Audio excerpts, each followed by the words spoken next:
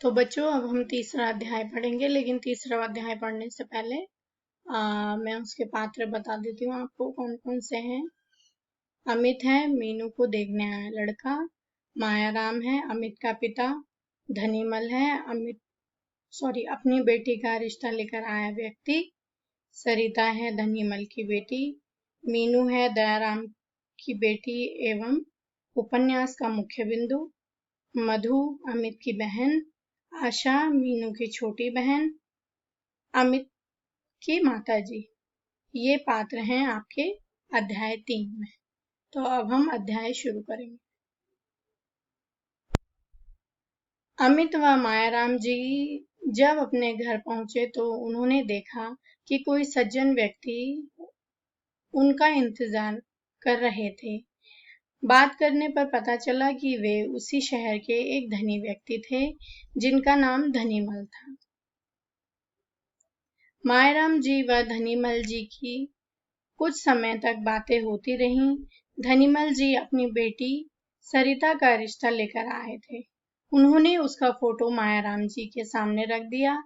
शादी में 5 लाख रुपए लगाने के लिए कहा। मायाराम जी दहेज विरोधी थे। उन्होंने धनीमल जी से कहा, इसकी कोई जरूरत नहीं है, हम अभी एक लड़की देखकर आए हैं, पसंद भी आ गई है सबको। वे नहीं चाहते थे कि एक बड़े घर के लड़की लेकर वे अपने बेटे को बेच डालें। उसके पांव में वे बेड़ियां नहीं डालना चाहते थे। अब जो धनीमल था वो जैसे ही अमित के घर वाले मीनू के घर से वापस लौटे तो उन्होंने देखा कोई सज्जन व्यक्ति उनके घर में इंतजार कर रहा था उनका। तो वो कौन था? एक धनी व्यक्ति था जिसका नाम धनीमल था।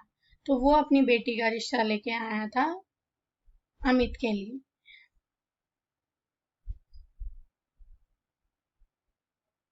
मायाराम जी दहेज विरोधी थे।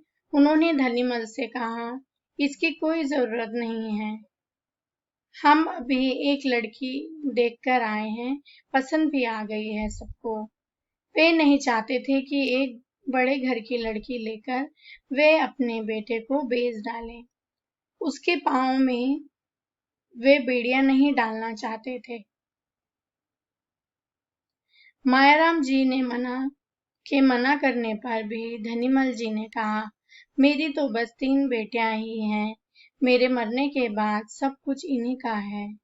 यह कहकर वे उठ खड़े हुए और चलते चलते कह गए कि आप विचार कर लीजिएगा, मैं कल आकर मालूम कर लूंगा। सरिता का फोटो उनके सामने था। माताजी, पिताजी, अमित व उसकी बहन सभी ने उस पर विचार किया। उनकी कुछ समझ में नहीं आ रहा था कि क्या किया जाए। तभी उनके पिताजी बोले, भाई, लड़की तो मीनू भी अच्छी है, साधारण परिवार की है, तो क्या हुआ, पढ़ी लिखी है, काफी गुणवती लगती है। उसके बात करने का तौर तरीका मुझे बहुत पसंद आया। माताजी शायद कुछ पैसे की तरफ झुक चुकी थी। वह बोली, रूप रंग में तो कम धनीमल जी की लड़की भी नहीं है।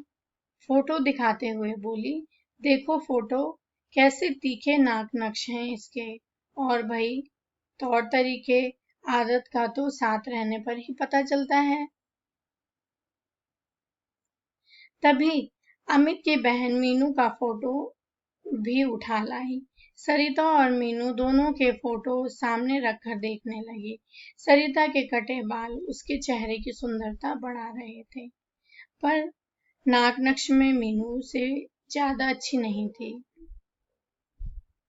तभी अमित ने माताजी से प्रश्न किया, माँ, बड़े घर की लड़की क्या तुम्हारे साथ रह सकेगी? क्या हमारे घर के वातावरण में घुल मिल सकेगी? माँ को लगा शायद अमित सरिता के रिश्ते को तैयार नहीं है, इसलिए वह बोली, बेटे, व्यवहार का तो किसी का भी पता नहीं है, ना तो सरिता के बारे में ही कुछ कहा जा सकता है और ना ही मीनू के बारे में। व्यवहार का तो साथ रहने पर ही पता चलता है। फिर भी माँ, देख लो तुम ही, कहकर अमित चुप हो गया। उसके पिताजी को भी इस बात का आभास हो रहा था कि बड़े घर की लड़की जो ढेर सारा दहेज अपने साथ लाएगी, शायद परिवार वालों के साथ मिलजुल कर न रह सके। परंतु अमित की माँ ने तो धन के सपने देखने शुरू कर दिए थे, इसलिए उनके तर्कों के सामने मायाराम जी की एक न चली। अंत में यही निश्चय किया गया कि सरिता का रिश्ता मंजूर किया जाए और मीनू के यहाँ मना करने का पत्र लिख दिया जाए। लड़के वालों के दिल में भी अंतर्द्वंद होता है। जब किसी लड़की को देखने के बाद उसका रिश्ता लेने से इनकार कर देते हैं, वही अंतर्द्वंद अमित के परिवार के सभी सदस्यों के हृदय में था। देखो, एक लड़की के लिए ही परीक्षा का घड़ी नहीं होती जब कोई लड़का उसे देखने के लिए आता है। अंतर्द्वंद जो होता है वो उस लड़के के मन में भी होता रहता है कि अगर उसे पसंद आए तो तब तो उसे पसंद आ गया रिश्ता, अगर ना पसंद आए तो उनके अब दिमाग में ये बात रहती कि इसको मना किस तरह से किया जाए। तो वो मना करने का भी एक अंतर्द्वंद मन में चलता रहता है कि किस तरह से मना किया जाए। मीनू के यहाँ कैसे मना किया जाए, सभी इस सोच में लगे थे। तभी माताजी को एक युक्ति सूझी। वह बोली, मीनू की बहन कैसी लगी? मीनू की बहन तो मीनू से ज्यादा सुंदर है ही। पिताजी ने उत्तर दिया, पर तुम यह सब क्यों पूछ रही हो? रिश्ता मीनू का लेने गए थे, ना कि उसकी बहन का। अरे, तुम समझते नहीं हो। माताजी बोली, कल ही उन्हें पत्र लिख दो कि हमें तुम्हारी छोटी बेटी पसंद है। यदि आप हमारे यहाँ शादी करना चाहते हैं तो मीनू से नहीं बल्कि आशा से कर दें। तो इससे क्या होगा? पिताजी बड़े विस्मित स्वर में बोले। अरे, होगा क्या? छोटी बेटी की शादी बड़ी से पहले थोड़ी ना कर देंगे। बस रिश्ता अपने आप ही छूट जाएगा।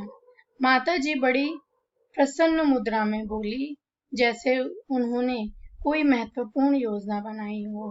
परंतु यह क्रूर योजना पिताजी की समझ में नहीं आई। वह किसी लड़की वाले का दिल नहीं दुखाना चाहते थे, परंतु पत्नी के जोर देने पर उन्हें पत्र लिखना ही पड़ा। पत्र लिखते समय पिताजी बोले, अरे अमित की माँ, मुझसे तो यह सब नहीं हो पा रहा है। देखो ना, हमारी भी तो बेटी मधु है। यदि कोई हमारे साथ ऐसा करे तो क्या बीतेगी हमारे मन में। माँ गर्दन हिलाकर बोली, तुम तो बहुत कोमल दिल के हो। जब पैसा पास होता है तो कोई लड़की घर में नहीं बैठी रहती। अच्छी से अच्छी जगह रिश्ता हो ही जाता है। अमित की माँ पिताजी को उकसाती रही और पत्र लिखने को मजबूर कर दिया। पत्र लिखने के बाद पिताजी को लगा कि शायद उनसे कोई घोर अपराध हो गया है। उनकी मन स्थिति विकल हो गई। उन्हें आभास था उस पीड़ा का, उस दुख का जो पत्र मिलने के बाद लड़की वालों को होना था। अब मायाराम जी ने पत्र तो लिख दिया अपनी पत्नी के कहने पर, लेकिन उनके मन में ये बात